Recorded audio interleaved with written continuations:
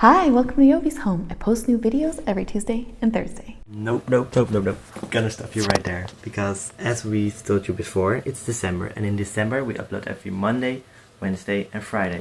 Not every Tuesday and Thursday. So that's wrong. And also what's fun about December is that we have a couple of giveaways. So stay tuned until the end to know more about that. Today's video is going to be something about like 6 tips that I wish someone had told me when I moved to the Netherlands. Oh, that's a good title. 6 tips. Let me write that down, Don. So if that sounds good to you, then why don't you come on in, kick off your shoes and stay a while. I'm really glad you're here.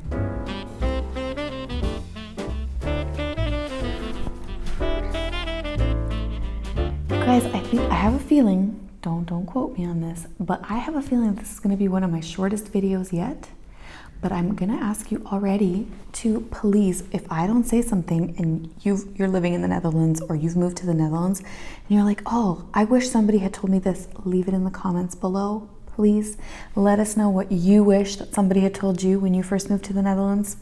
But here's my top 6 tips. So this is going to sound so strange, but when I first moved to the Netherlands, and I had to do things with the post. You know, I was mailing things and doing things.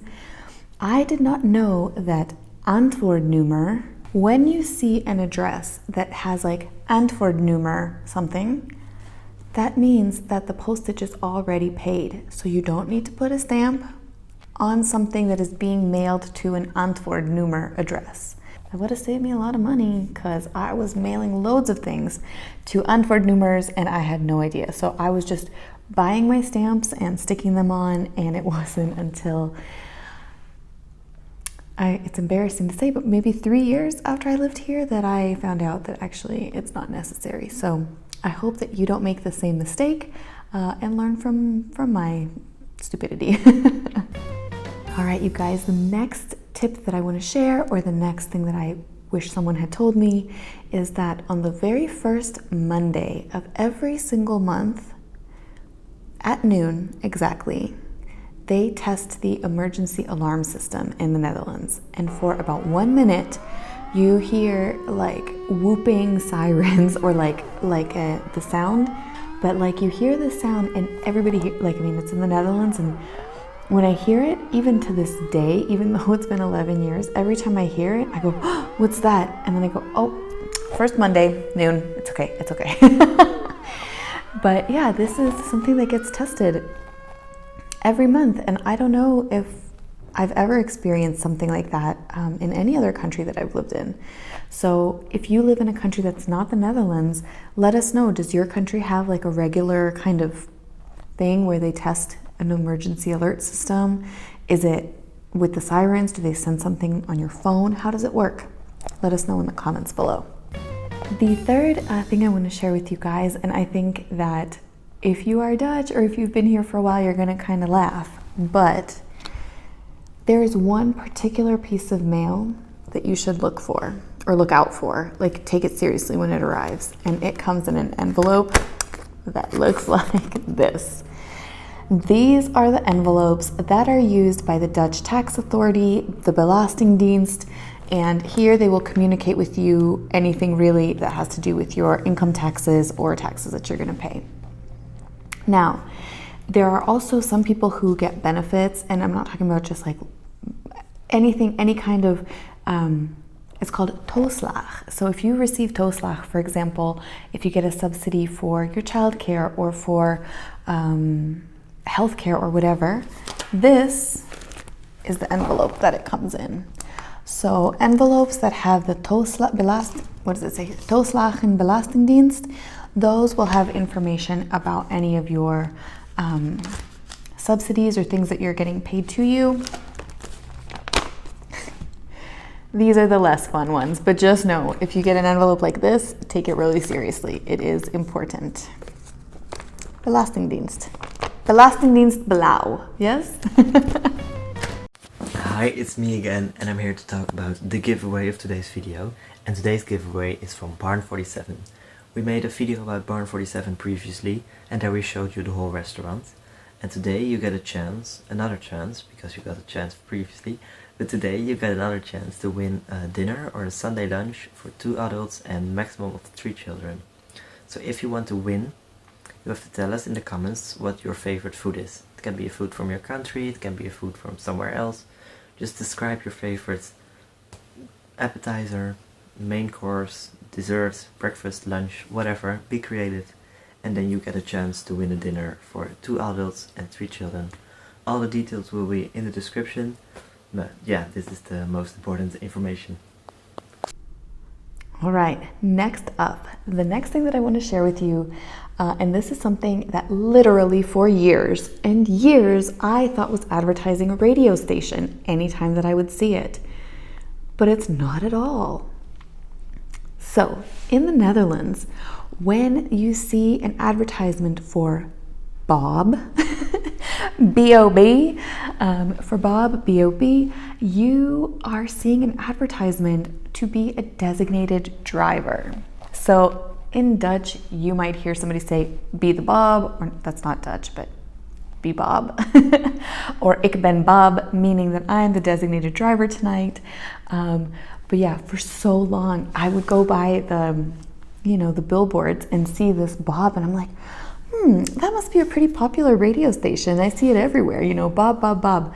And yeah, literally, I think it was maybe 6 or 7 years that I had been living here that I was talking to a Dutch coworker, and I was like, I'm really curious about this radio station, Bob. What is that? I keep seeing ads everywhere for Bob.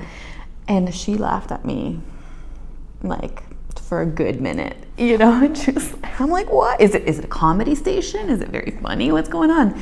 And that's when I learned that Bob is designated driver. So I just thought that I would share that here because it's a fun little tidbit.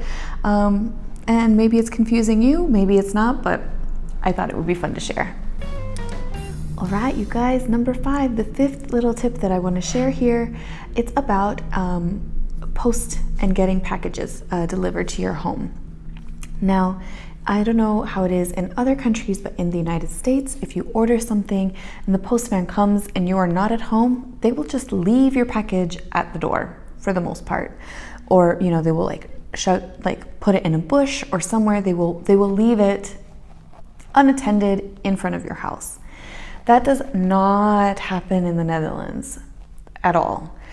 They will not leave a package in front of your door, in front of your house. But if they come to your house and you are not home, you're gonna get a little note, maybe stuck in the mail, saying your package is at your neighbor, and then whatever house number the package was delivered to.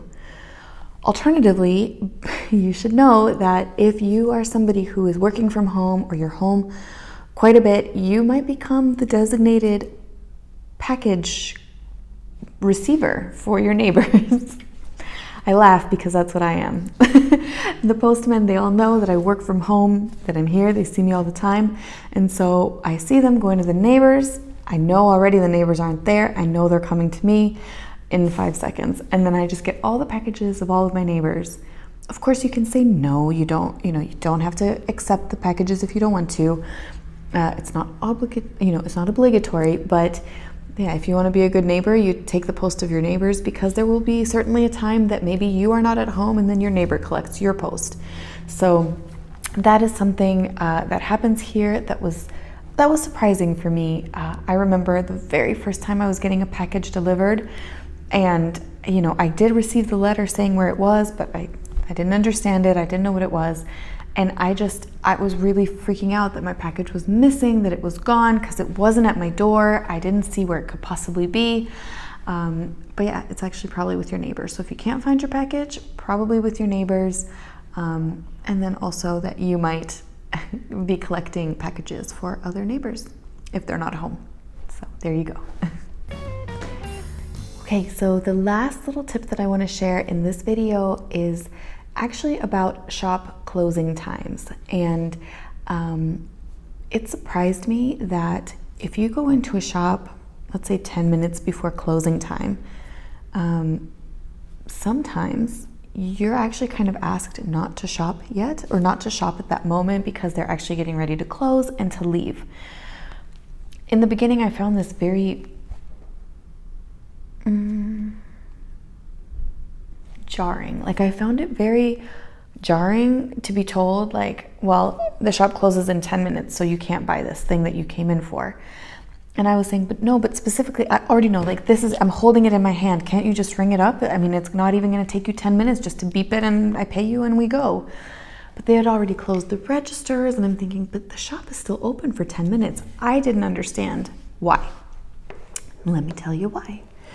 What I understand from the lovely viewers of this channel that you guys have educated me on in the comment section in previous videos is that people who work in shops, they are paid until the closing time. So if the shop closes at 5, they are paid until 5. They're not paid overtime if you need to stay until 5:15, let's say, because you're ringing up a customer and then you need to close down the registers and do all the things, you know. Basically, shops here, the people in the shops, they're getting ready to actually close the door, lock it, and leave at 5, and not just start doing like the closing down procedures at 5. So that is something that you should be aware of, especially around Christmas time when there is craziness everywhere, or Sinterklaas time, you know, like in the holidays, in the holiday times. I was definitely told that I couldn't shop in certain shops because I had gotten there too late, even though I had gotten there at the time prior to the closing of the shop. So I really thought, like, what is this? How can I not buy something when I'm here? It's open. I see you're here. I'm here. I got the thing that I want to buy, but it was too late. So definitely keep that in mind if you are going to be going to a physical shop, that you might be denied the ability to shop there if it's a little bit too close to closing time. So yeah, that was a bit of a surprise for me. All right, you guys, so that completes this video. Those were kind of my 6 quick tips that I didn't want to make a whole video about, you know, individually, but I hope will be helpful for you. These are just, yes, some things that I wish people had told me in the beginning, because I do find them helpful to know. It's helpful to understand. It's helpful in terms of planning or doing things, and I hope that it helps you. That's what this channel is, you know, always trying to achieve. So thank you guys so much for watching. Thank you so much for coming over today. If you like this video, give it a thumbs up. Please click subscribe if you haven't already. Ring the notification bell if you want to be notified when my videos are posted. And yeah, I will see you in the next one. I really look forward to it. Thanks so much. See you soon. Bye.